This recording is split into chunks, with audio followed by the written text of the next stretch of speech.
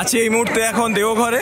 এই দেখছেন বৈদ্যনাথ ধাম এবং পার্বতী মন্দির, এবং এই ভিড়। আমরা প্রায় ভোর 6:45-7টার সময় লাইন দিয়েছিলাম, এই এখন হয়েছে আর কি দর্শন করে এই পথ দিয়ে বেরোলাম। এখন এখানে লাইন পড়ে আছে, এখন আমরা যাচ্ছি।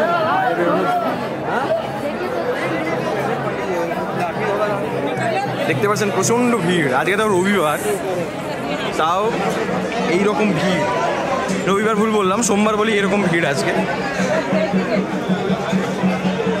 এবং এটা অফ সিজন, মানে ভাবতে পারছেন যে শিবরাত্রি এবং অন্যান্য চৈত্র মাসের সময় কি অবস্থাটা দাঁড়ায় এই জায়গায়।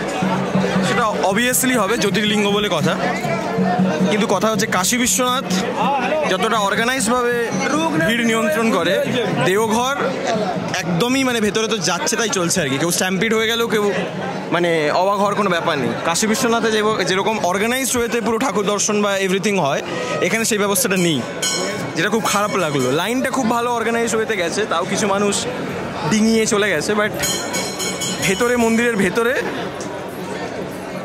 অর্গানাইজেশন আমার মনে হয় আরও একটু বেটার করা উচিত ছিল, ক্রাউড ম্যানেজমেন্টের নাম।